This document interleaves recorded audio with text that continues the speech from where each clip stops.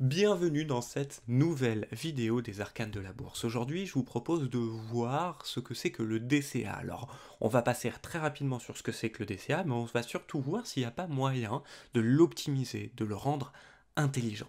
Allez, c'est parti.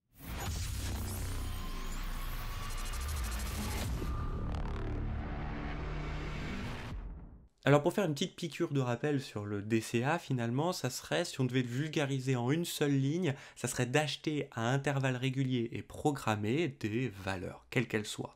Par exemple, vous dites, tous les mois, moi je vais acheter des valeurs du luxe du CAC 40 pour 20 euros.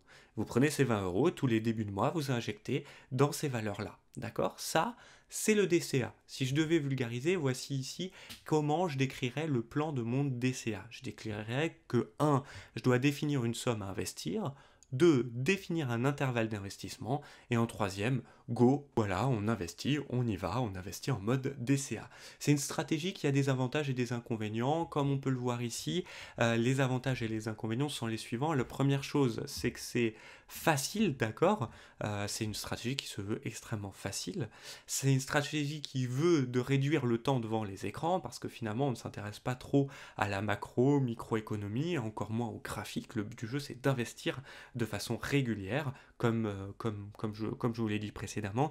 Par contre, il y a des défauts. Comme toutes les stratégies, oui, il y a des inconvénients, d'accord? Il faut juste savoir ce que sont ces inconvénients et savoir si on est capable de les accepter. Ici, dans le cadre du DCA, c'est qu'on va lisser nos gains et nos pertes. C'est très important de comprendre, c'est les pertes on le comprend facilement, mais les gains on a du mal à le comprendre. Ici j'ai un graphique qui montre justement quand c'est rouge qu'on a investi finalement dans une phase baissière de marché et quand c'est vert dans une phase haussière. Pour vous comprendre que à n'importe quel moment du graphique, si vous avez plusieurs entrées, vous allez non seulement lisser vos gains, mais aussi lisser vos pertes. Pour conclure sur cette vidéo, je dirais que le DCA est vraiment pour des profils de type investisseur, 1 an et plus, et qu'elle est relativement facile. Elle a quand même des défauts, celui que j'ai marqué, de lisser les gains et les pertes, bien sûr. Donc les pertes, c'est un avantage, mais les gains, c'est un désavantage qu'il faut prendre en compte dans cette stratégie. Et je pourrais rajouter aussi tout simplement le mindset. Vu que vous ne vous corrélez pas au marché, c'est-à-dire que vous n'êtes pas dans les marchés, vous avez peut-être moins l'habitude qu'une autre personne de voir des chiffres défiler, par exemple que ce soit positif ou négatif. Et il y a toujours la question de la prise de bénéfice qui n'est jamais affichée dans le DCA, parce que ça se veut être une stratégie extrêmement simple. Mais justement, la suite, j'aimerais bien vous vulgariser un petit peu tout ça pour trouver une façon intelligente d'optimiser son DCA. Pour optimiser son DCA, j'aimerais justement parler un petit peu du marché. Ici, je vous montre un graphique en vague, ok, peu importe.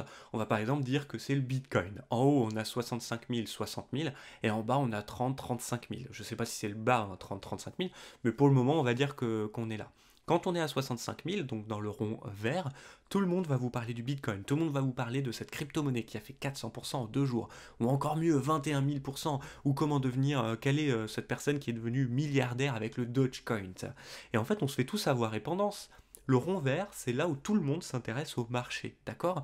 Le marché devient irrésistible, c'est là aussi où tout le monde vient investir sur le marché, alors que techniquement, c'est pas là où il faudrait le voir, enfin en tout cas pas sur cette courbe. Et la courbe jaune, justement, orange, c'est là où les gens se désintéressent du marché, se font littéralement dégoûter parce qu'ils se sont fait avoir sur la zone verte, d'accord? Je dis pas que c'est tout le monde, je dis pas que c'est votre cas, je dis juste que c'est la plupart des gens. Donc là, les gens se dégoûtent et se disent bon en fait c'est pas pour moi les investissements, c'est pas pour moi le Bitcoin, c'est de la merde, etc., etc., etc. Mentalement, c'est des phases qui sont plus difficiles. Mais c'est là où en fait il faudrait qu'on s'intéresse au marché. Si on doit vulgariser pour le DCA, je dirais que dans le vert, c'est là justement où on peut optimiser la stratégie et se dire c'est là qu'on prend des bénéfices, c'est sur la zone jaune où on dit, ou en tout cas dans la phase descendante de marché, où on se dit ok, je peux reprendre mon DCA. Après tout, quand on fait du DCA, on est patient. Le but du jeu, c'est une stratégie d'investissement, vous avez compris, entre 1 et 5 ans. Si vous décidez par exemple d'avoir 100 euros d'investir sur les marchés et que vous vous dites que je vais diviser ça en 5 parties, et que vous le faites sur 5 semaines, c'est dommage pour un investissement qui va durer 5 ans. Vous pouvez largement vous dire, non, je vais mettre 20 euros tous les 6 mois. Si bien que, si je calcule bien, au bout de 2 ans et demi, oui, au bout de 2 ans et demi, vous avez investi sur les marchés financiers vos sommes que vous vouliez investir. Mais cette somme-là, vous allez la garder pendant 5 ans ou 10 ans. Vous comprenez bien qu'adapter finalement son DCA n'est pas du tout ridicule. Et si je reprends ce graphique, on affiche bien que quand le marché corrige, eh ben, on réallume son DCA et on y retourne, d'accord? Alors ça peut être toutes les semaines, tous les mois, tous les 2 mois, tous les 3 mois, peu importe l'intervalle que vous choisissez, peu importe la somme que vous décidez d'investir, je trouve que c'est pas mal d'avoir ce graphique en tête et de se dire tiens, tiens, tiens, finalement, plus personne me parle d'actions, de crypto, de bitcoin, etc. Eh ben moi maintenant, c'est maintenant que je vais réinvestir dans les phases descendantes de marché et pas dans les phases haussières, ce que je vais appeler les phases d'accélération. Pour rigoler, je vous mets ici une petite image qui est assez parlante et qui montre que finalement il n'y a que une ou deux personnes qui sont intéressées pour acheter du Bitcoin à 25 000, mais par contre à 65 000, tout le monde est à la porte en train d'essayer de s'arracher les crypto-monnaies. Gardez bien ce graphique en tête qui vulgarise énormément comment faire du DCA de façon intelligente. Oui, vous pouvez investir à intervalles réguliers sans regarder, c'est ce que je fais sur des portefeuilles moyen long terme, mais parce que finalement je m'en fous de voir ce portefeuille descendre de 50% ou 25%, je le réouvrirai de toute façon à une échelle de temps de 5 ans ou 10 ans. Donc je ne sais pas du tout à l'heure d'aujourd'hui combien je suis positif ou négatif sur ce portefeuille-là, parce que justement, je m'en fous.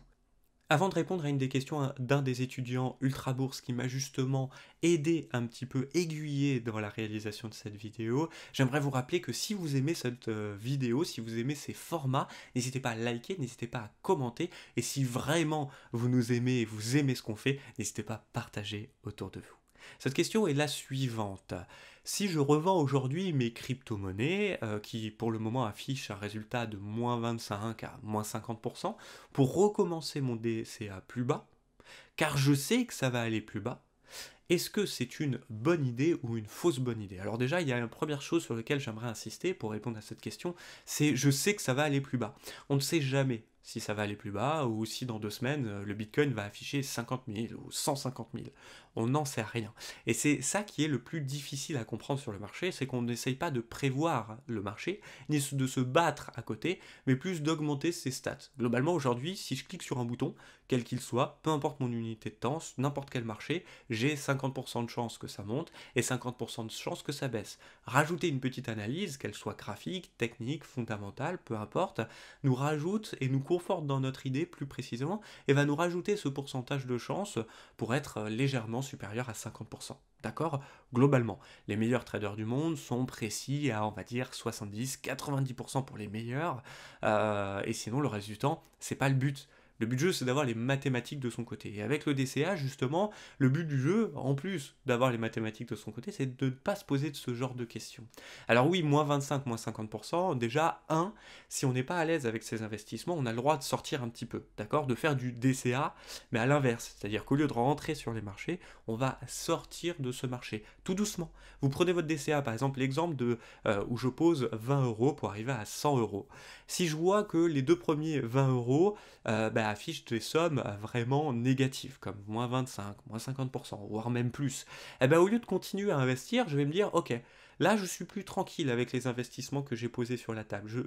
Mentalement, je commence à me poser des questions, ça commence à me stresser, je commence à avoir peur. Dans ce cas, j'arrête mon DCA, je ralentis.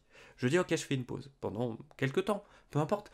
Si par exemple vous vouliez investir toutes les semaines, vous dites ok, je vais arrêter. Et je vais revenir dans 2 semaines. Quand dans 2 semaines, quand vous réouvrirez, où est-ce que ça en est? Est-ce que vous êtes plus tranquille avec cette somme investie? À un moment ou à un autre, vous allez être tranquille avec cette somme investie, et donc du coup, vous pourrez reprendre votre DCA. Ça me paraît être la première règle. Être tranquille avec les investissements.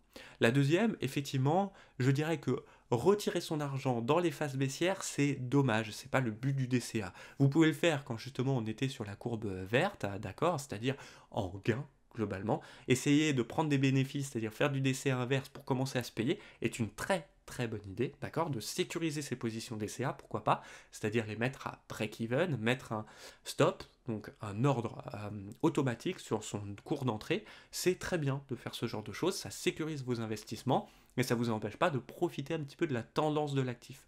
Ça, c'est top. Mais du coup, faire du DCA, enfin de retirer ses investissements en phase baissière, non. Par contre, ralentir son DCA et voir si on est d'accord avec les sommes investies, pourquoi pas. Si la peur continue à être présente, si vous n'êtes toujours pas tranquille avec vos investissements, là, n'hésitez pas à alléger. C'est-à-dire à couper une partie de la position, quoi qu'il se passe, et à revenir, on va dire, demain, dans 2 semaines ou dans un mois, selon votre méthode d'intervalle que vous avez décidé.